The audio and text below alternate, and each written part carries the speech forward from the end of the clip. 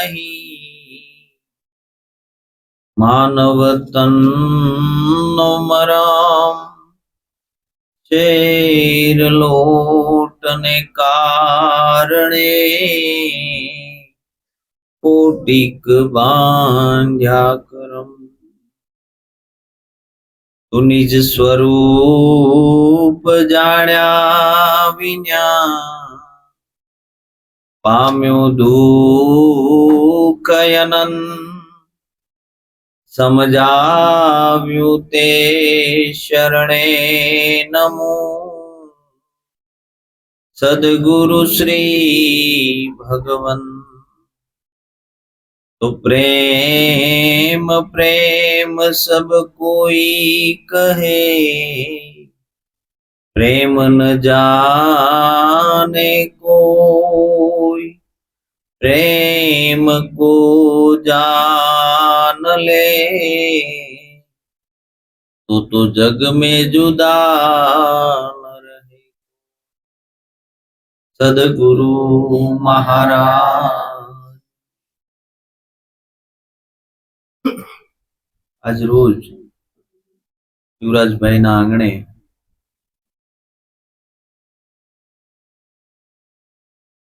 भजन करवानो આપણને અવસર મળ્યો। બે અવસર ભેગા થયા। યુવરાજભાઈ ના આંગણે લગ્ન જેવો અવસર છે અને પહેલી વાર લગભગ કોઈએ સાંભળ્યું હશે કે લગ્નના અવસરની અંદર ભજનનો અવસર છે। આવો વિચાર આવવો એ બહુ ધન્યવાદને પાત્ર છે કે આવો વિચાર આવવો। બાકી તો લગ્નના માહોલની અંદર આપણે એટલા બધા એકરૂપ થયા હોઈએ, ભજન શું છે એ આપણને ખબર જ નથી રહેતી। અને એમાં એના પરિવારને, જીવરાજભાઈને, એમના પરિવારને આવો વિચાર આવ્યો કે ભાઈ લગ્નની શરૂઆત કરીએ તો આપણે ભજનથી જ કરીએ। જેવી રીતે આપણે કોઈ પણ સારું કાર્ય કરવું હોય તો ગણપતિ સ્થાપન કરીએ અને કરીએ, એમાં ગણપતિ સ્થાપન છે આજે। સર્વગુણ સંપન્ન સદગુરુ મહારાજ છે એનું સ્થાપન કરી અને લગ્નની એની શરૂઆત કરી છે। સદગુરુએ આપણને આ અવસર આપ્યો છે અને આ અવસરની અંદર મહાપુરુષો સંતોએ કીધું કે 4 દિવસ સુધારવાના છે। પહેલો દિવસ તો આપણને મનુષ્ય દેહ મળ્યો, માતાની કુખથી આપણને આ જન્મ મળ્યો અને કોઈ પણ ખોટ ખાપણ વગરનો આપણને આવો રૂડો મનુષ્ય દેહ મળ્યો તો એ દિવસ આપણો સુધરી ગયો। પહેલો દિવસ સુધર્યો આપણો। બીજો દિવસ છે એ લગ્નનો દિવસ છે, પરણનો દિવસ કીધું સંતોએ કે આપણી ઉંમર થાય અને માતા પિતા નક્કી કરી અને આપણું વૈશાળ કરે અને લગ્ન કરે અને એમાંય સુલક્ષણા નાર મળે તો આપણો બીજો દિવસ પણ સુધરે। ત્રીજો દિવસ સદગુરુ શરણ કીધું। સદગુરુનું શરણ જો આવો રૂડો મનુષ્ય દેહ મળ્યા પછી 2 દિવસ સુધર્યા પછી ત્રીજો દિવસ કે આપણને એવા કોઈ સદગુરુ માલમી મહાપુરુષ મળે અને પોતાના નિજ સ્વરૂપની જો ઓળખાણ કરાવે। સદગુરુની વાત કરી। ગુરુ તો આપણે લગ્ન કરીએ ત્યારે પણ કરીએ છીએ, પણ એ ગુરુ કાન ગુરુ છે। સદગુરુ અને કાન ગુરુમાં ઘણો બધો અંતર છે। કાન ગુરુ આપણને કોઈ મંત્ર આપી દે છે અને કે ગુરુ કરવા પડે એટલે આપણે ગુરુ કરાવીએ છીએ, ગુરુ કરાવી નાખ્યા। ગુરુ કરવા અને ગુરુને ધારણ કરવા, ગુરુના હૃદયની અંદર ઉતરવું અને ગુરુમાં એકરૂપતા થાવી એ વસ્તુ અલગ છે। સદગુરુ મળે ત્યારે પોતાના નિજ સ્વરૂપની ઓળખાણ કરાવે ત્યારે આપણો ત્રીજો દિવસ સુધરે અને ચોથો દિવસ છે એ મરણનો દિવસ છે। મરણનો દિવસ એટલે એ પણ અવસર કીધો મહાપુરુષોએ, કારણ કે આ મનુષ્ય દેહે આપણે ઘણા રોગોથી પીડાતા હોઈએ અને એ બધા રોગો જ્યારે મૃત્યુ આવે ત્યારે એ બધું પૂરું થઈ જાય અને મૃત્યુ આપણને એમાંથી છોડાવે। આધિ વ્યાધિ ઉપાધિ જે કાંઈ લાગ્યું હોય એ બધું મૃત્યુ આપણને છોડાવે। એટલે મૃત્યુને પણ મહાપુરુષોએ અવસર કીધો છે। તો તો આ 4 દિવસ અવસર આપણે સુધારવાના છે. એમ જીવરાજભાઈના આંગણે આ બીજો દિવસ આવ્યો છે. એમના દીકરાના ઘરે દીકરાના લગ્ન છે અને લગ્ન નિમિત્તે આપણને ભજન કરવાનો અવસર મળ્યો છે. આપણે જીવનની અંદર ઘણી બધી વસ્તુ હોય એને સમજતા નથી કે ભાઈ ભજન લગ્નમાં થોડા હોય, પણ કોઈને એ ખબર નથી કે લગ્ન છે ને એ એક ભજન છે. કારણ કે મહાપુરુષોએ આ સંસાર વ્યવહારને ચલાવવા માટે આખી વ્યવસ્થા ગોઠવેલી છે, અને આ વ્યવસ્થા ન હોય તો આ સૃષ્ટિનું સર્જન ના થાય. प्रेम प्रेम सब कोई कहे प्रेम न जाने कोई, प्रेम शब्द को जो जान ले तो जग में जुदा न रहे कोई. કારણ કે આપણે પ્રેમનો મતલબ જ ખોટો કાઢ્યો છે. અસ્તિત્વ આપણને પ્રેમ કરે છે, એ આપે છે, આપણને બધું જ આપે છે. પાણી આપે છે, બરોબર છે, પવન આપે છે, પ્રકાશ આપે છે, આ બધી જ વસ્તુ આપે છે, છતાં આપણી પાસે કાંઈ માંગતું નથી. આ અસ્તિત્વ પાસેથી પ્રેમ કરતા શીખવાનું છે.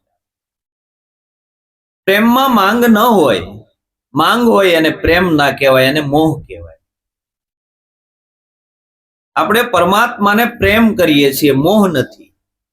એમ આપણે આપણા પરિવારને પ્રેમ કરીએ ને પ્રેમ અને મોહ બે વસ્તુ અલગ અલગ છે. આપણે બેયને એક કરી નાખી.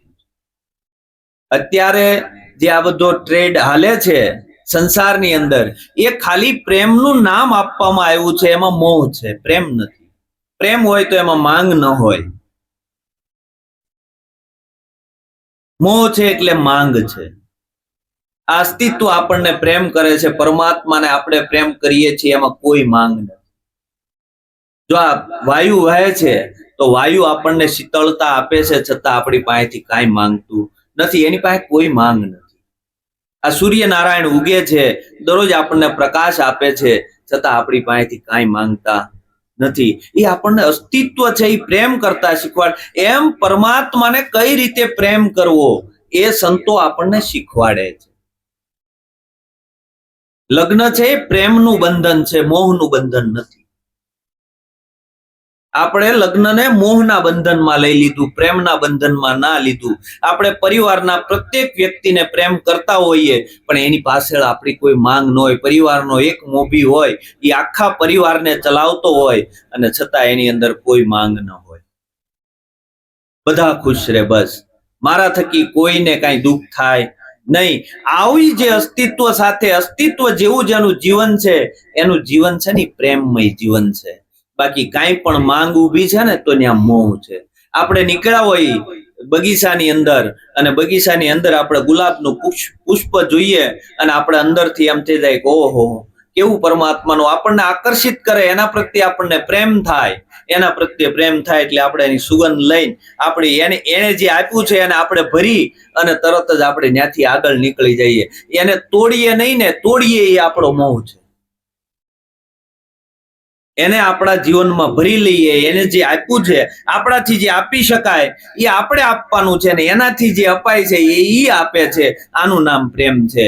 આમાં મોહ હોય ને એની અંદર માંગ હોય કે મેં આનું આટલું કામ કર્યું એટલે આને મારું આટલું કામ કરવું પડે, મેં આનું આટલું કામ કર્યું એટલે એને મારું આટલું કામ. એ તો બધા બંધનો વાળા મોહ છે, એને પ્રેમ ના કહી શકાય. આપણે એને પ્રેમની ભાષા આપી દીધી.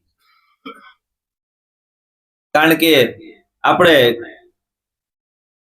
ભાગવતની અંદર કથા આવે કે ઉદ્ધવજી જયારે કૃષ્ણને મળે છે, કૃષ્ણને મળે એટલે જય શ્રી કૃષ્ણ કરે, આમ દૂરથી જય શ્રી કૃષ્ણ કરે. કૃષ્ણ અંદરથી વિચાર કરે કે ઓહો જ્ઞાનની પરાકાષ્ઠા છે ઉદ્ધવજીની અંદર, અને કૃષ્ણને જય શ્રી કૃષ્ણ કરે. કૃષ્ણને એમ થાય અંદરથી કે આ ઉદ્ધવજી કાચો રહી જશે, ઉદ્ધવજી પાકો થાય નહીં. કારણ કે અંદર જ્ઞાન છે પણ પ્રેમ પ્રગટ થયો નથી. જ્ઞાનની પરાકાષ્ઠા પોતે પહોંચેલા. એટલે કૃષ્ણએ ઉદ્ધવજીને કીધું કે ઉદ્ધવજી તમે મારું એક કામ કરો. વૃંદાવનમાં ગોપીઓ છે, અને ગોપીઓ મારા વિરહમાં છે, તો મારો એક સંદેશ લઈને તમે જાઓ. કારણ કે સદગુરુ છે ને, સદગુરુ આપણી કાંઈ પણ અપૂર્ણતા હોય ને તો એને પૂર્ણતા કરે ને એને સદગુરુ કહેવાય. એ પૂર્ણ કરે આપણને, એ અપૂર્ણ રાખે નહીં. એને ખબર પડી જાય કે આ ક્યાં હજી કાચો છે. એટલે ઉદ્ધવજીને કીધું કે ભાઈ તમારે મારો એક સંદેશ લઈ અને તમારે મથુરામાં જવાનું છે. મથુરામાં જઈ અને ગોપીઓને મારો સંદેશ દેવાનો છે. કાંઈ વાંધો નહીં પ્રભુ, કે તમે જે કહો એ સંદેશ લઈને હું જવા તૈયાર છું. ખાલી કોઈ સંદેશ નહોતો, પણ એને જે અધૂરો પાઠ હતો એ પાઠ ભણાવવા માટે એને ખબર પડી ગઈ કે જો આ જ્ઞાનમાં રહી જશે તો કાચો રહી જશે, આની અંદર પ્રેમ પ્રગટ થયો નથી. કારણ કે આ નિરાકાર બ્રહ્મ તત્વની વાત કરે છે, પણ સાકાર તત્વ શું છે એ એને ખબર નથી. સાકાર પરમાત્મા કઈ રીતે જગતની અંદર વિસરી રહ્યો એ એને ખબર નથી. એટલે એને તરત કીધું કે જાઓ મારો સંદેશ લઈને જાઓ. એટલે ઉદ્ધવજી છે એ સંદેશ લઈ અને નીકળે છે. ઉદ્ધવજી જ્યારે નીકળે છે મથુરામાંથી અને વૃંદાવનમાં આવે છે, વૃંદાવનમાં જ્યારે આવે ને ત્યારે વૃંદાવનનું માહોલ જોવે, એ વૃંદાવનનું વાતાવરણ જોવે તો વૃંદાવનની અંદર પક્ષીઓ જે કલરવ કરે છે એમાં એને જય શ્રી કૃષ્ણનો અવાજ આવે છે. નદીઓ બહાર ખળ ખળ કરતી વહે છે, વૃંદાવનમાં આવે છે તો એની અંદર એને એવો અવાજ આવે કે જય શ્રી કૃષ્ણ. નદીઓ પણ બોલે છે. આવો જ્યારે એને માહોલ દેખાણો અંદર કે ઓહો આ તો આખું વૃંદાવન છે, એ કૃષ્ણમય છે, આવું એને અંદર થયું. એમ જ્યારે આપણા જીવનની અંદર પ્રેમ પ્રગટ થાય ને ત્યારે આપણી અંદરની વૃત્તિઓ છે ને એ નદીઓ છે, એ નદીઓ કૃષ્ણ કૃષ્ણ બોલે. એલા અંદર નદી જે અંદર વૃત્તિઓ આપણી વહે છે એ વૃત્તિઓ પરમાત્મામય છે. વૃત્તિઓ છે એ ખરાબ છે, વાત સાચી છે, પણ એ બાહિર્મુખ વહે છે ત્યાં સુધી. જ્યારે અંતર્મુખ વૃત્તિઓ થાય છે એટલે એ પણ કૃષ્ણ કૃષ્ણ કરે છે. આપણી અંદર જે કાંઈ નાદ હાલી રહ્યો છે, આપણે જે કાંઈ શબ્દ બોલીએ છીએ એ બધા જ પરમાત્મામય છે. કાંઈ આ બહારની આપણે કોઈ પણ કથા સાંભળીએ એટલે આપણે તરત બહાર વયા જઈએ. બહાર નથી જવાનું, એને ભીતર તપાસ કરવાની. સંતોએ આપણી બાહિર્મુખ દ્રષ્ટિ બંધ કરી છે અને અંતર્મુખ આપણને વાળ્યા છે કે તું ભાઈ અંતરમાં તપાસ કર. બાહિર્મુખ તો બંધ જ કરવાનું છે. અને જો અંતર્મુખ ખુલી જાય તો ખબર પડે કે ઓ આ વૃત્તિઓ તો કૃષ્ણ કૃષ્ણ. આપણે ઘડીક સમરણમાં બેસી ગયા હોય ને પછી આપણે ઊભા થઈને તોય આપણને એમ લાગે કે જે કાંઈ વાગે છે ને એ બધું સમરણમાં જ વાગે છે, બીજું કાંઈ છે નહીં. એક 3 મિત્રો હતા ને, એ રેલવે સ્ટેશનના પ્લેટફોર્મ ઉપર બેઠા હતા અને એમાં ગાડી આવી એટલે ઓલું ચૂક ચૂક એવો અવાજ આવે. ગાડીનો અવાજ આવ્યો એટલે પેલો મિત્ર હતો એને રામ રામ રામ રામ રામ રામ એવો અવાજ આવ્યો. બીજો મિત્ર હતો એને કઈક બીજો અવાજ આવ્યો, એને ખટપટ ખટપટ એવો અવાજ આવ્યો. ત્રીજો મિત્ર હતો એને કે ભાગ ભાગ ભાગ ભાગ ભાગ ભાગ એવો અવાજ આવ્યો. બરોબર છે. પેલો જે હતો એ પરમ ભક્ત માણસ હતો, એને સુરતા છે એ પરમાત્મામાં લાગેલી હતી એટલે એને તરત જ અંદર રામ રામ રામ રામ રામ રામ એવો અવાજ આવ્યો. બીજો હતો એ ઓલો રેલવેનો કઈક સાહેબ હતો અને એ જે કઈ ભાડું આવતું હતું એમાંથી અડધું ભાડું કઈક ભાડામાં વયું જતું હોય છે. જે કઈ એનો પગાર આવતો હતો એમાંથી અડધું ભાડામાં વહી જતું હોય છે. એટલે કે ભાગ બાપ એવો અવાજ આવતો હતો. એક ચોર હતો કે ભાગ ન કમરીશ ભાગ ન કરમરીશ, એને એવો અવાજ આવતો હતો. એમ આપણી અંદરની જેવી વૃત્તિઓ છે ને એવું આપણને જગતમાં દેખાય છે. એમ જ્યારે વૃંદાવનની અંદર ઉદ્ધવજી જાય છે એટલે એને બધું જ કૃષ્ણમય દેખાય છે. આપણી જેવી અંતરની વૃત્તિઓ હશે એવું આપણને દેખાય છે. આ જગત નથી, હકીકત 3 કાળમાં જગત નથી, સંતોએ ના પાડી. પણ જ્યારે સાકાર અને નિરાકાર બે એક રૂપ થાય ને ત્યારે નથી. કૃષ્ણને અંતરથી થયું કે આવડો આ લુખી રોટલી ખાય છે પણ એને કોઈ દી ઘી સોપડીને ખાધી નથી. જ્ઞાનની વાત છે ને લુખી છે પ્રેમ વિના. આ એને ખબર પડી એટલે એ વૃંદાવન આવ્યા ને એને જયારે અંદર ઓલું કર્યું તો એક ગોપીઓનું મંડળ હતું. ગોપીઓનું મંડળ બધું ભેગું થયેલું ને કૃષ્ણના વિરહમાં બધા ઝૂરે છે. અને એ જોયું પછી ઉદ્ધવજી ન્યા ગયા. ન્યા જઈ અને ઉદ્ધવજીએ કીધું કે ભાઈ હું તમારા માટે કૃષ્ણએ સંદેશ મોકલ્યો છે અને હું કૃષ્ણનો સખા છું. આટલો શબ્દ બોલ્યા, હું તમારા માટે એક સંદેશ લઈને આવ્યો છું. આવું જ્યારે એને કીધું ત્યાં તો ગોપીઓ બધી ઢળી પડી. ઉદ્ધવજીના ચરણમાં ઢળી પડી, કારણ કે એને ખબર પડી કે સાક્ષાત કૃષ્ણ જ આવ્યો, બીજો કોઈ આવ્યો નથી. એટલે સદગુરુનું બાળક હોય ને એ કૃષ્ણનું રૂપ જ હોય, સદગુરુનું રૂપ જ હોય, કારણ કે એને એવું સમજી લીધું ગોપીઓએ કે કૃષ્ણનો સખો છે એટલે કૃષ્ણ જ આવ્યો. આવો ભાવથી પોતે નમી પડી. બરોબર, એને પાછળ હું સંદેશ છે આ તે કાંઈ પૂછ્યું જ નહીં, સીધી ઢળી જ પડી. અને જયારે સુધ આવી એટલે કીધું, બોલો હું સંદેશ લાવ્યા છો?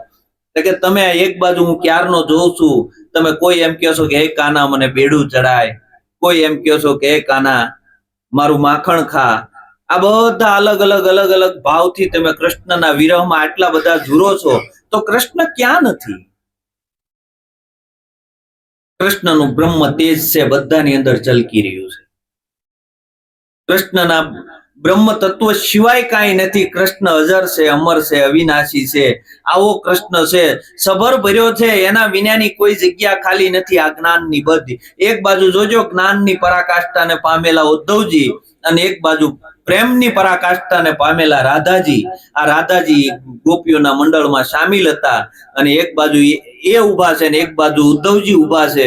ઉદ્ધવજી આ બધી જ્ઞાનની વાત કરે છે કે જ્ઞાનની અંદર તો તમે જો તો ખરા કૃષ્ણ ક્યાં નથી, કૃષ્ણ વિનાની કોઈ જગ્યા ખાલી નથી. આવું જયારે કે છે ત્યારે રાધાજી કે તમે કૃષ્ણ વિના બ્રહ્મ જ્યોતિ કયો છો કોને? તમે બ્રહ્મ જ્યોતિની વાત કરો, બધાની અંદર ચેતન પરમાત્મા બિરાજમાન છે, પણ કૃષ્ણ વિના તમે ચેતન કયો છો કોને? અને ઉદ્ધવજી વિચારમાં પડ્યા. અરે કે એને રંગ નથી, રૂપ નથી, આકાર નથી, એને હાથ નથી, એને પગ નથી, એને આંખ્યો નથી.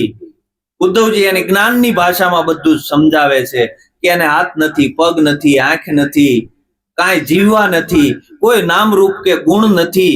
આવો કૃષ્ણ છે, બધાની અંદર પ્રગટ બિરાજમાન છે. તો કે અમારાથી એમ માખણ ખવડાવ્યું ઈ કયો?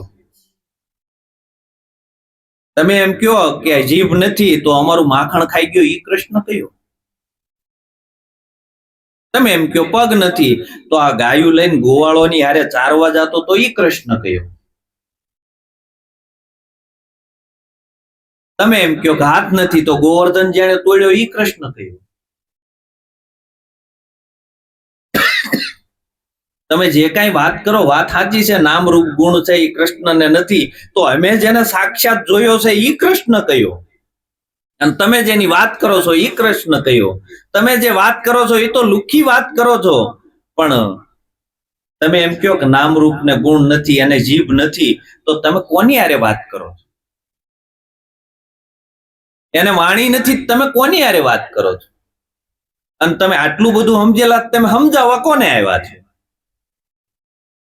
બ્રહ્મ કાંઈ બ્રહ્મને સમજાવે નહીં, બ્રહ્મ બ્રહ્મને સમજાવે છે. તમે એમ કહો છો કે ભાઈ હું કૃષ્ણનો સંદેશો લઈને આવ્યો છું, તો કૃષ્ણનો સંદેશો લઈને આવ્યો તો કૃષ્ણને સંદેશાની જરૂર જ કેમ પડી? કૃષ્ણ જ છે તો. બેયની સામે સામે તકરાર થાય છે. એક કહે છે તો પછી અમારું માખણ ખાધું ઈ કયો? કે ઈ તો આ દેહ છે, બરોબર, બાકી કૃષ્ણ નિરાકાર સ્વરૂપે બધાની અંદર પ્રગટ છે. જેને સદગુરુની અંદર બ્રહ્મ તત્વની ઓળખાણ થઈ જાય અને સદગુરુ છે એ સાકાર સ્વરૂપ છે પરમાત્માનું, આવું જયારે નક્કી થઈ જાય ત્યારે પ્રેમ પ્રગટ થાય. એ પેલા પ્રેમ પ્રગટ ન થાય. આ ગોપીઓ પ્રેમમાં છે, ભાવમાં છે, અને એવો ભાવ કે એવા ભાવને ઉદ્ધવજી જોઈ, અને ઉદ્ધવજી તે રાધાના ચરણોની અંદર, અને એને તે આંખમાંથી આંસુડા આવી ગયા કે ઓહો, આજ સુધી હું કૃષ્ણને જ્ઞાન રૂપે જ માનતો હતો, સર્વ વ્યાપક છે કૃષ્ણ, પણ આ તો કૃષ્ણને અનુભવે છે. આપણે તો ખાલી વાતથી નક્કી કર્યો, ઓલા તો અનુભવે છે. કૃષ્ણ સબર ભર્યો છે, કૃષ્ણ વિનાની કોઈ જગ્યા ખાલી. આ જયારે ગોપીઓનો આ ભાવ, રાધાજીનો આવો ભાવ જોયો એટલે ઉદ્ધવજી ઢળી પડ્યા કે ઓ કૃષ્ણ ક્યાં નથી? આપણે તો વાતથી નક્કી કર્યું છે, વાતથી નથી નક્કી કરવાનું, એવું જીવન જીવવાનું છે. બધાની અંદર પ્રેમ પ્રગટ થવો જોઈએ, બધાની અંદર ભાવ થવો જોઈએ, બધાની અંદર મારો સદગુરુ બિરાજમાન છે, આવું નક્કીપણે થવું જોઈએ. ખાલી જ્ઞાનના કદાચ લુખી વાત કરશું તો કોઈના ગળે નહીં ઉતરે. કારણ કે એવો ભાવ જ્યારે હશે, તમારો ભાવ જોઈને સામેનો વ્યક્તિ છે ને તમને જે ચાહે છે, તમને પ્રેમ કરે છે, એ તમારો ભાવ જોઈને પ્રેમ કરે છે. તમારી અંદર જે બેઠેલો પરમાત્મા છે એ પરમાત્માને જ પ્રેમ કરે છે. પરમાત્મા સિવાય બીજા કોઈને પ્રેમ કરતા નથી. પણ આપણે થયું છે હું, આપણે માટીને જાણી લીધી, પછી કે હવે ઘડાને જાણવાની જરૂર નથી. આપણે માટીને જાણી લીધી, પણ ઘડાની અંદર માટી સિવાય કાંઈ નથી. આપણે ઘરેણાને જાણી લીધા, ઘરેણાને જાણી લીધા, હોનાને જાણી લીધું કે હવે ઘરેણાને જાણવાની જરૂર નથી. પણ ઘરેણાની અંદર હોના સિવાય કાંઈ નથી. એમ જગતને જાણે, જગત નિયતા જે છે એ કૃષ્ણને આપણે જાણ્યો, પણ જગતની અંદર જ્યારે જોઈએ ને ત્યારે કૃષ્ણ સિવાય કાંઈ નથી, સદગુરુ સિવાય કાંઈ નથી. હકીકત સામે ગુરુ ભાઈલો મળે ને તો ગુરુ મળ્યા એટલો ભાવ થવો જોઈએ. ગુરુમાં ગુરુ ભાવ થવો જોઈએ, ગુરુ ભાઈલામાં ગુરુ ભાવ થવો જોઈએ. અને આપણે બધા ભેગા થાય છે ને એ ભાવથી જ ભેગા થાય. બાકી જ્ઞાન તો સદગુરુને જે આપવાનું હતું ને એ આપી દીધું. હવે જે કઈ ઘટે છે ને આપણા જીવનમાં પ્રેમ ઘટે છે, આપણા જીવનમાં ભાવ ઘટે છે. અને આ ભાવને પ્રગટ કરવાનો છે. અને આ ભાવ પ્રગટ થાય ને તો ભક્તિ કામની. બાકી ઉદ્ધવજીએ તો ઘણા બધા પછી તકરારો કરી છે કે ભાઈ હું તમને જ્ઞાન યોગ બતાવું છું. તો કે તમે યોગ કોને કયો છો? યોગ કોને કયો છો? તો કે સુરતા અને શબ્દનો યોગ છે, શ્વાસ અને ઉશ્વાસનો યોગ છે. ઘણા બધા યોગ બતાવ્યા. સાકાર અને નિરાકારનો યોગ. હકીકત નિરાકાર પરમાત્મા છે ને સદગુરુમાં સાકાર રૂપે પ્રગટ છે. અને આ સાકાર વિનાનો નિરાકાર કોઈ કામનો નથી, નિરાકાર વગરનો સાકાર પણ કોઈ કામનો નથી. ખાલી નિરાકાર શું કરશે? જો આ જગત ન હોય, જગત નિયતા જ ખાલી હોય ને જગત ન હોય તો ખાલી નિરાકાર શું કરશે? આ તો સાકારે આવ્યો છે ને એટલે શોભી રહ્યો છે. કૃષ્ણની કૃષ્ણ લીલા થઈ ને તો એ તો કૃષ્ણ સાકાર સ્વરૂપે આવ્યો એટલે આ ગોપીઓ ગો નામ ઇન્દ્રિયો થાય. આપણી ઇન્દ્રિયો છે ને એ અંતર્મુખ થઈ, કારણ કે અંદરનો પરમાત્મા સદગુરુ આપણને ભેટ્યો, પોતાના નિજ સ્વરૂપની ઓળખાણ થઈ, ત્યારે આ ગો નામ ઇન્દ્રિયો છે ને આપણી અંતર્મુખ થઈ. નકર આપણી ઇન્દ્રિયો બહાર મુકત્યા વિષય અને વાસનાઓની અંદર જ આપણી ઇન્દ્રિયો રમતી હતી, બીજે ક્યાંય રમતી નહોતી. સદગુરુ એને અંતર્મુખ કરી. આને ગોપીઓ કીધી. ગોપી જયારે આવી બને ને, જે રસ પીવે એને ગોપી કહેવાય. આપણી ઇન્દ્રિયો સદગુરુના દ્વારા જે જ્ઞાન આપે છે એ જ્ઞાનનો રસ આપણી ઇન્દ્રિયો પીવી જોઈએ. આ જગતના વ્યવહારના કામ અત્યારે ભાઈ જીવરાજભાઈ ઘરે આવી પડ્યું નથી કરવાનું એવું નથી, કરવાનું જ છે. પરમાત્માએ કોઈ કાર્ય કરવાની ના નથી પાડી, પણ આપણી જે દ્રષ્ટિ છે એ દ્રષ્ટિ અંતર્મુખ હોવી જોઈએ, બાહિર્મુખ દ્રષ્ટિ ના હોવી જોઈએ. આ બધી જ વસ્તુ સંસાર વ્યવહારના બધા જ કામ કરવાના, બધાની સાથે પરમાત્મામય વ્યવહાર કરવાનો. પરમાત્મામય વ્યવહાર થાય. જગતના પ્રત્યેક વ્યક્તિ સાથે જો પરમાત્મામય વ્યવહાર થશે ને તો આપણા જીવનમાં પ્રેમ પ્રગટ થશે. નકર લુખ્ખું જ્ઞાન રહી જાય ને તો ક્યાંય કામમાં નહીં આવે. ચોપડ્યા વિનાની રોટલી ખાતા હશું ને એવું લાગ્યા કરશે કાયમ. આપણે વાત કરીએ પણ વાત ઉગતી નથી. એનું કારણ એક જ છે કે આપણો ભાવ પ્રગટ થતો નથી. જીવનમાં જયારે આવો ભાવ પ્રગટ થાય ને ત્યારે આપણી આ ભક્તિ ઉગે. નકર ભક્તિ કદાચ ગમે એટલે આપણે યોગ સાધના કરીએ છીએ તો એનું કોઈ મૂલ્ય નથી. એક લવ સત્સંગ જો કર્યો હશે ને સદગુરુની હારે રહીને તો એ લવ સત્સંગની કિંમત છે. બાકી ગમે અષ્ટાંગ યોગ કર્યો હશે તો એની પણ કિંમત નથી. અને એનો આપણે દાખલો ઘણીવાર લઈએ છીએ કે વશિષ્ઠ અને વિશ્વામિત્ર આ બેયની વચ્ચે સંવાદ થાય છે કે ભાઈ મારું જ્ઞાન અને મારો લવ સત્સંગ છે ઈ શ્રેષ્ઠ કે પછી મેં જે 12 વર્ષ કે 18 વર્ષ તપ કર્યું છે એ શ્રેષ્ઠ છે? કે ભાઈ એ તો હવે આપણે કેમ નક્કી કરવું? એક બાજુ વશિષ્ઠ છે ને એક બાજુ વિશ્વામિત્ર છે. વશિષ્ઠ બાપજી પાસે બીજું કાંઈ નહોતું, આપણી ઘોડે લવ સત્સંગ કરેલો, બધાની અંદર પરમાત્મા બિરાજમાન છે, પરમાત્મામય ભાવ થયેલો, સદગુરુને મળેલા અને સદગુરુ દ્વારા લવ સત્સંગ મળેલો. તો કે આ લવ સત્સંગની શું કિંમત ગણાય? અને એક બાજુ ઓલે 18 વર્ષ તપ કરેલું, 60,000 વર્ષ તપ કરેલું વિશ્વામિત્રએ, અને એક બાજુ લવ સત્સંગ, ઈ કે મને ભાઈ તપની કાંઈ ખબર નથી, મને તો લવ સત્સંગ મેં કર્યો છે, મને તપની કાંઈ, પણ હવે આની ગોલી તો કરવી પડે ને. કોઈક વ્યક્તિ, ત્રીજું વ્યક્તિ આવે તો ત્રીજું વ્યક્તિ આનો કંઈક નિવેડો લાવે કે ભાઈ આમાં જ્ઞાન, જે લવ સત્સંગ છે એ શ્રેષ્ઠ છે કે પછી તમારું 60,000 વર્ષનું તપ છે એ શ્રેષ્ઠ છે. તો કે એના પાસે કોની પાસે જવું? તે કે હાલો શેષનાગ પાસે જાય. બંને જાય છે શેષનાગ પાસે, અને શેષનાગ ને જઈ અને કે છે કે તમારે એક ઉકેલ લાવવાનો છે કે આમની પાસે લવ સત્સંગ છે અને મારી પાસે 60,000 વર્ષનું તપ છે, તો આ તપ વધારે છે કે આ લવ સત્સંગ વધારે છે? કોનું બળ વધારે, કોનું શ્રેષ્ઠ? તો કે ભાઈ હું કહી તો શકું તમને, પણ અત્યારે પૃથ્વીનો ભાર મારી ઉપર છે. આ શેષનાગ આવું કહે છે કે તમે અમને, હું તમારી વાતનો નિચોડ તો લાવી દઉં, પણ જે માથે ભાર છે એ ભાર તમે લઈ લ્યો તો હું તમને નિચોડ આપું, નકર કે આ ભાર છે ત્યાં સુધી હું નિર્ણય આપી શકીશ નહીં.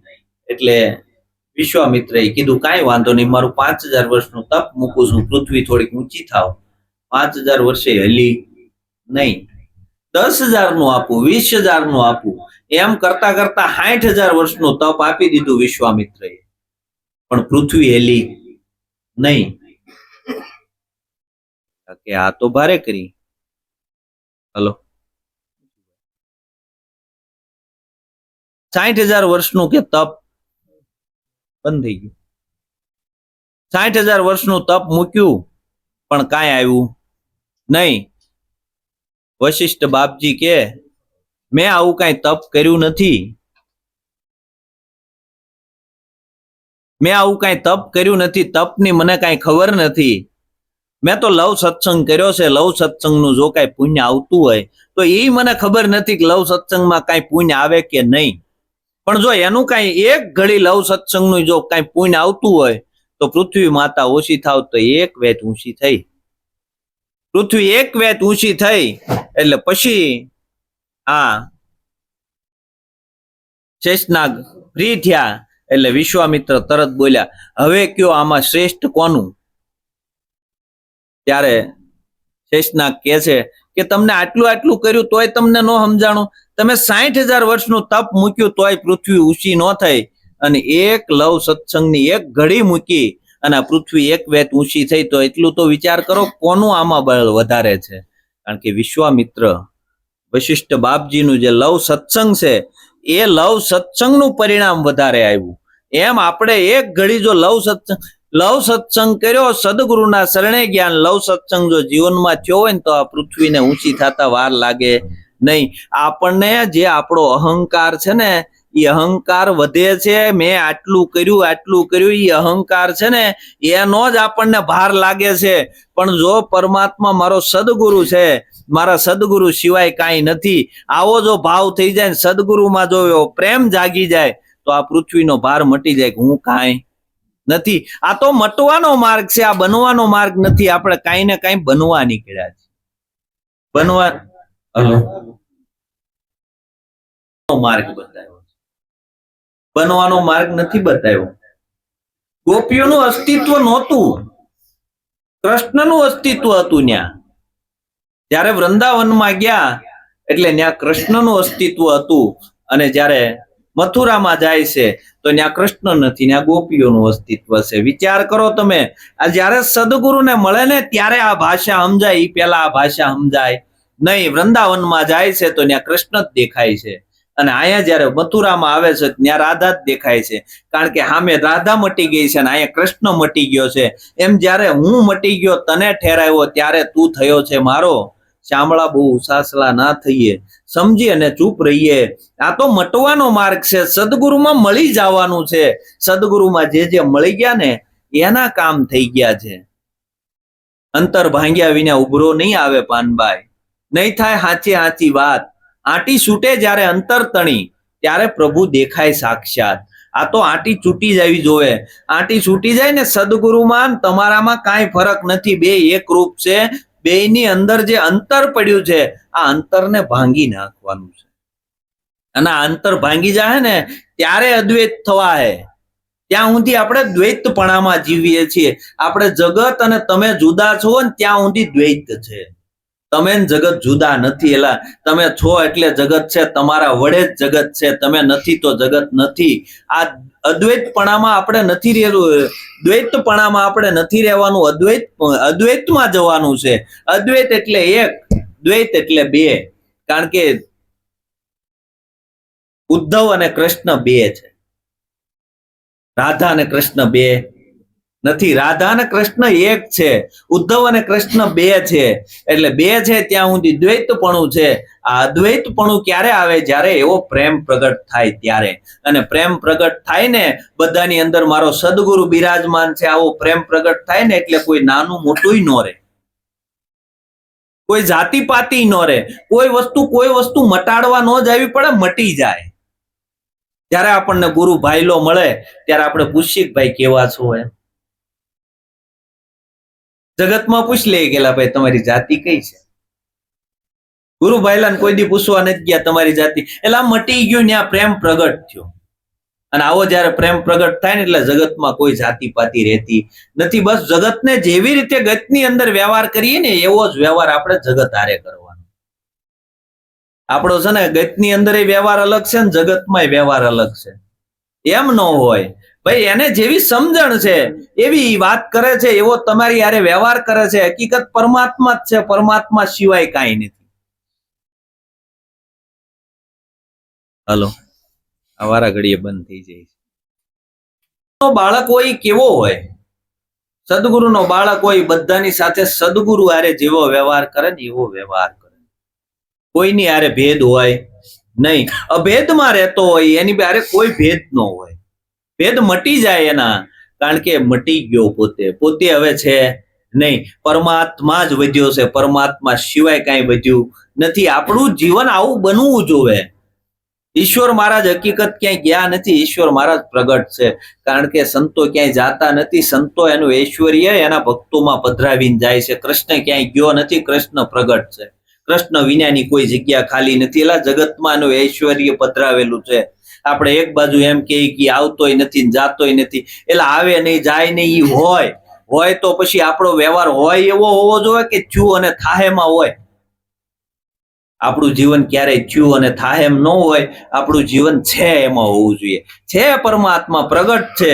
આપણે જે કાંઈ ક્રિયા કરીએ છીએ પરમાત્મામાં કરીએ છીએ. કોઈ પણ ક્રિયા એનાથી જુદી નથી. આપણે હાલીએ છીએ, ચાલીએ છીએ, ખાઈએ છીએ, પીએ છીએ, જે કાંઈ ક્રિયાઓ થાય છે એ બધી જ ક્રિયાઓમાં પરમાત્મા પ્રગટ, એની અંદર જ આપણે ક્રિયાઓ કરીએ છીએ.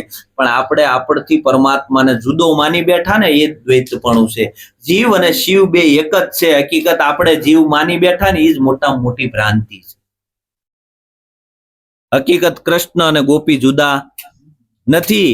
એની ગોળે તમે અને સદગુરુ જુદા નથી. બધા જ સદગુરુના રૂપ છે, કોઈ સદગુરુનું રૂપ નથી એવું નથી. જેને સદગુરુ મળ્યા અને નિજ સ્વરૂપની ઓળખાણ થઈ, એને ખબર પડી ગઈ પરમાત્મા સબર ભર્યો છે, તો મારી અંદર એ સબર ભર્યો છે. બધાની અંદર બધાનો આત્મા એક જ છે. આત્મા કોઈનો જુદો જુદો નથી. આત્માના ક્યારેય ટુકડા ન થાય, આત્મા એક જ હોય. આત્મા કોઈનો જુદો જુદો ન હોય. આત્માના ટુકડા આપણને એમ થાય જીવરાજભાઈમાં નાનો એવો આત્મા છે, ફલાણામાં નાનો એવો આત્મા છે, કીડીમાં નાની એવી આત્મી છે, હાથીમાં મોટો જબર આત્મા હશે, એવું હશે? એટલે આત્મા બધાની અંદર હરખો છે. આત્મા બધાની અંદર એક જ છે. પછી કીડીમાં ઈનો ઈ જ છે, હાથીમાં ઈનો ઈ જ છે, તમારી અંદર ઈનો ઈ છે. એટલે આત્માના મહાસાગરની અંદર આપણે રહીએ છીએ. આત્માના મહાસાગરમાં જેવી રીતે ઓલા દરિયાના મહાસાગરની અંદર માછલી તરે છે ને, એમ આત્માના મહાસાગરની અંદર આ બધા પૂતળા તરે છે. હકીકત આત્માના મહાસાગરમાં જ બધા રહીએ છીએ.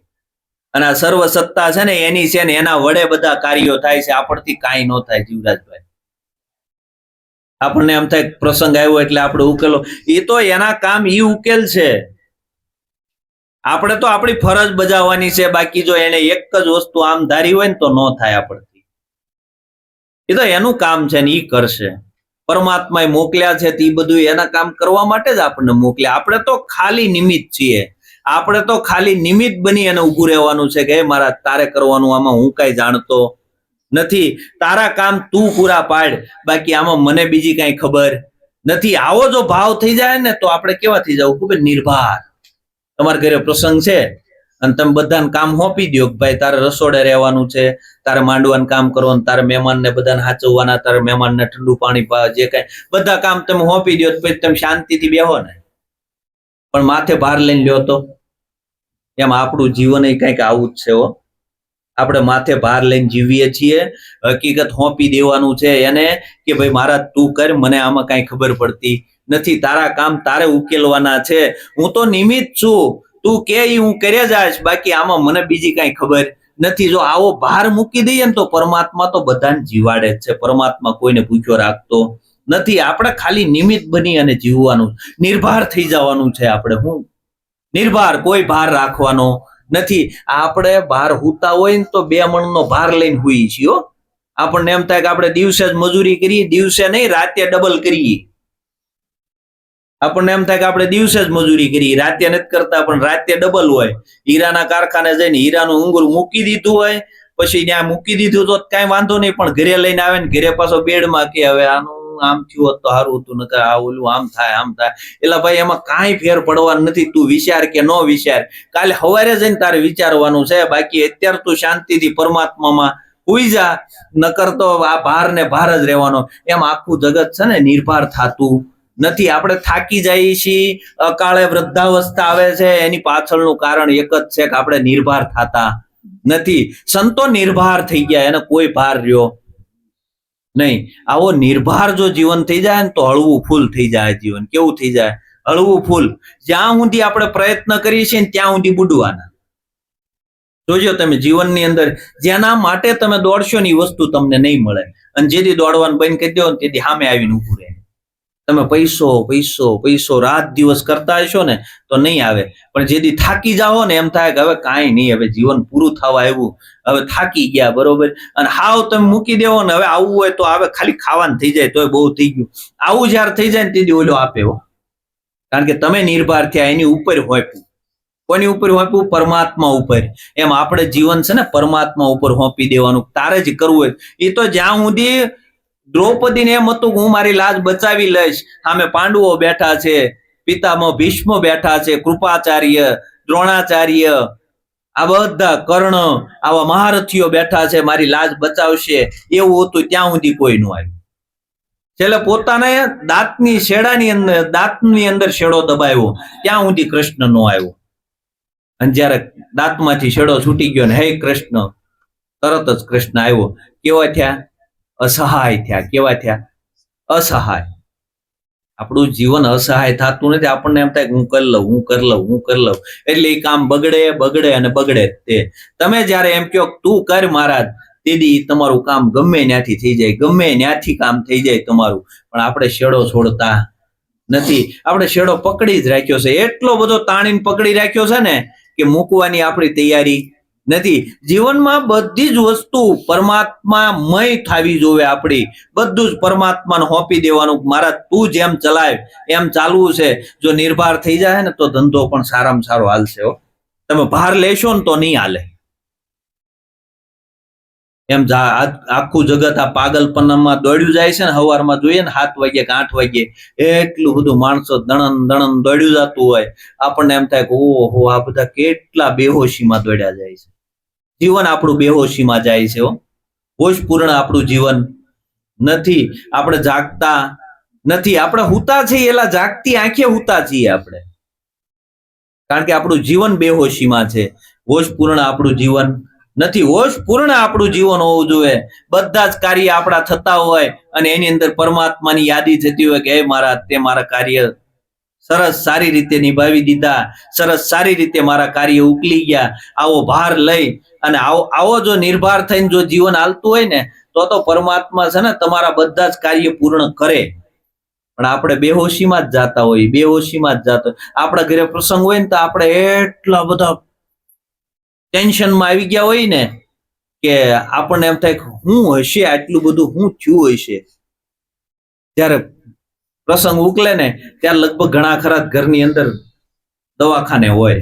કોઈને તાવ આવી ગયો હોય, કોઈને આ થયું હોય, કોઈને પણ કેટલો ભાર. નિર્ભાર જીવન થતું નથી. આપણે બેહોશીમાં બધા કાર્ય કર્યા જાય. આપણા ઘરે પ્રસંગ હોય ને તો એ પ્રસંગમાં આવવા વાળા જે હોય ને એ બધા આનંદ લે. આપણે બધા તો હોશિયાળું મોઢું લઈને ક્યાંય રખડતા હોય. હકીકત એમ ન હોવું જોઈએ. આપણા ઘરે પ્રસંગ આવ્યો હોય ને તો આપણે આનંદિત હોવા જોઈએ. પણ જોઈએ ને તો ગમે ને તમારે જોવાનું આ મજ હોય. ઓલા ઘરના જે 5 જણા હોય ને એ તો બિચારા એવા તૂટીને ઓલા થઈ ગયા હોય ને કે આપણને એમ થાય કે ઓહો આ બિચારા દવાખાને દાખલ કરવા પડશે, એવી હાલત થઈ જાય. કારણ કે એ બધો ભાર આપણે કોની ઉપર લઈએ છીએ? આપણી ઉપર લઈએ છીએ. આ તો એના કામ છે ને એ ઉકેલવાના છે. એમ જેને જેને આવું સમજાઈ ગયું કે સદગુરુ છે એને આપણને અહીંયા અવનીમાં મોકલ્યા છે, આપણે તો ખાલી અહીંયા નાટક કરવા માટે આવ્યા છીએ. નાટકનું પાત્ર આપણે પહેર્યું છે, એ પાત્રને આપણે આબેહૂબ ભજવવાનું છે. આપણે નિર્ણય નથી લેવાનો કે હવે આ કરવાનું. ઓલું જે નાટક હાલતું હોય ને એનો એક મેન નાયક હોય. 3 કલાકનું નાટક હોય, એમાં નાયક હોય ને એ વાહે બેઠો બેઠો હવે રાજાને જવાનું છે, હવે પ્રધાનને જવાનું, હવે સૈનિકને જવાનું, આના પછી આનો વારો, આના પછી આનો વારો, એક પછી એકને એ પડદાની પાછળથી મોકલતો હોય અને નાટક આબેહૂબ ભજવતો હોય. બરોબર, આપણને એમ થાય કે ઓહ કેટલું સરસ નાટક ભજવું. પણ એ ભજવવા વાળા છે ને એની પાછળ પડદાની પાછળ નાયક બેઠો હોય અને એ નાયકના ઈશારે હાલતું હોય ને એટલે બધા જ આપણને નાટક બહુ આબેહૂબ લાગે. પણ જ્યારે એ નાયકનું માનવાનું બંધ કરી દે ને એક પછી એક રાજાને આવવાનું હોય, ત્યાં પ્રધાન આવે ને પ્રધાનને આવવાનું હોય, ત્યાં સૈનિકો આવે, કેવી હાલત થાય. એમ આપણું જીવન બગડે છે ને એની પાછળનું કારણ છે પરમાત્માએ આપણને જે કરવા મોકલ્યા છે ને એ આપણે કરતા નથી. અને પરમાત્મા ના પાડે ને ત્યાં આપણે ઘૂસી જઈએ. પરમાત્મા એમ કે રહેવા દે, એલા અંદરથી બેઠો બેઠો કહેતો હોય ચોરી ન કરાય, એલા તોય કરીએ ને એટલે પછી દંડ થાય. ક્યાં કોઈ ભાળે છે? પરમાત્મા અંદર બેઠો બેઠો અંતરમાં બેઠો બેઠો ના પાડે કે આ કાર્ય ન કરાય, ઈ કાર્ય કરીએ છીએ એટલે આ જો નાયકની વિરુદ્ધ ગયા. આપણે ક્યાં ગયા? નાયકની વિરુદ્ધ ગયા. આપણને જે પાત્ર આપ્યું છે ને અંદરથી જે નાયક કે ને એ પ્રમાણે આપણે ભજવવાનું છે. નાયકના વિરુદ્ધમાં જવાનું નથી. વિરુદ્ધમાં જે ગયા ને એના બધાના હાલ જોઈ લીજો. અને જે એના આધારે હાલ્યા, નાયકે અંદરથી કીધું ને એ પ્રમાણે જે જીવનમાં હાલ્યા ને એના કાર્ય જોઈ લ્યો. નરસિંહ મહેતાને 52 કામ કર્યા, એ એના આધારે હાલ્યો.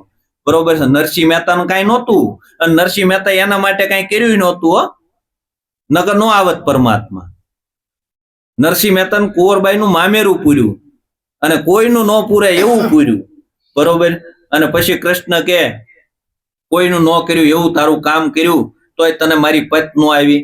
એ કે ક્યાંથી આવે? મેં કઈ મારા માટે થોડું કર્યું, મેં કઈ રાખ્યું હોય કેજો. મેં મારા માટે કઈ નથી રાખ્યું, મેં બધું આપી દીધું. એમ આપણે આપણા માટે કઈ નથી કરવાનું, એલા એના માટે કરવાનું છે. આપણા માટે કઈ કરવાનું નથી. આવો અંદરથી બેઠો બેઠો જે અંતરમાં બેઠો છે ને આત્મા, એને જાણી જાણીને એ જે કે એ પ્રમાણે આપણે રસ્તે હાલવાનું. કોઈ કે એમ કરવાનું નથી. કોઈનો અનુભવ તમને કામમાં નહીં આવે.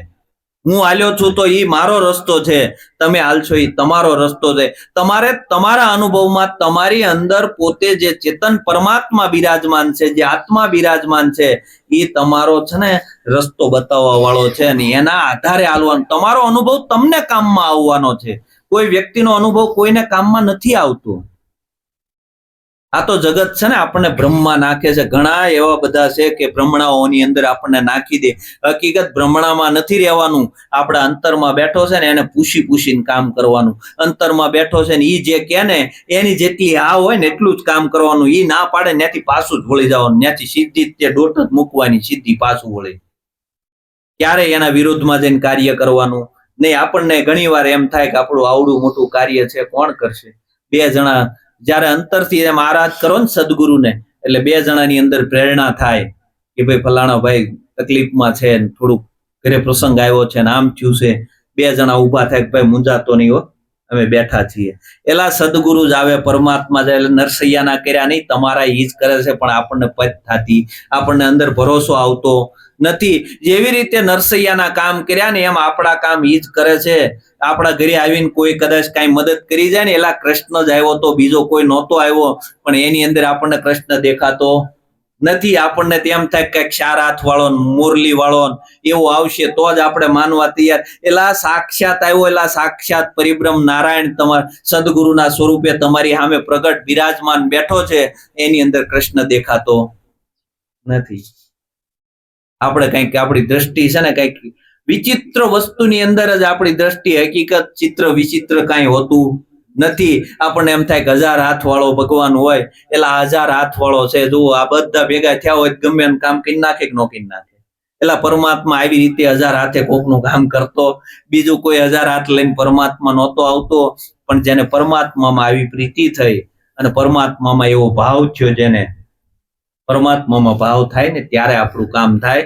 પરમાત્મામાં પ્રેમ જાગવો જોઈએ, ભાવ જાગવો જોઈએ. કારણ કે ભાવ અને પ્રેમ વગરની આપણે કદાચ ગમે એટલી ભક્તિ કરતા હશું ને તો એ ભક્તિ આપણી લુખ્ખી છે, એ ભક્તિ કોઈ કામની નથી. કારણ કે સાકાર નથી, સાકારની ઓઠે નિરાકાર છે, નિરાકાર છે તો સાકાર છે. સદગુરુનું જે સ્વરૂપ છે એ સાકાર સ્વરૂપ છે, એની અંદર જે બોલી રહ્યો છે એ નિરાકાર છે. એની સિવાય બીજું કાંઈ આ જગતની અંદર છે નહીં. આ બેયની એકતા જ્યારે થઈ જાય ત્યારે અદ્વૈતની અંદર જવાય. ત્યાં સુધી આપણે દ્વૈતપણામાં છીએ. જ્યાં સુધી નિરાકાર છે ત્યાં સુધી દ્વૈત છે, જ્યાં સુધી સાકાર છે ત્યાં સુધી અદ્વૈત છે. આ તો દ્વૈતપણું છે. અદ્વૈતની અંદર જ્યારે આવી જાય ત્યારે આ બે એક થઈ જાય. પછી રાધા અને કૃષ્ણ બે જુદા રહેતા નથી, બે એક જ છે. અર્ધ નારેશ્વર રૂપ આપણે શંકરનું જોઈએ છીએ કે અડધા પાર્વતીજી છે અને અડધા શંકરજી છે. તો એ આ બધી શાન આ જ બતાવે છે કે શિવ અને શક્તિની જે જોડકું છે એ આ શાન એની જ બતાવે છે કે બે જ્યારે એક થાય ત્યારે આ પરિપૂર્ણ થાય છે. એમ જીવરાજભાઈના આંગણે આ બે શિવ અને શક્તિની જોડકું થાય એની એકતા માટેનો આ પ્રસંગ છે ને એના માટેનો અવસર આવ્યો છે ને એ નિમિત્તે આપણને ભજન કરવા માટે બોલાવ્યા છે. તો ખૂબ ખૂબ ધન્યવાદ છે એમને પણ કે આવો વિચાર એમને આવ્યો. આટલું કહી અને મારી વાણીને વિરામ આપું છું. સદગુરુ મહારાજની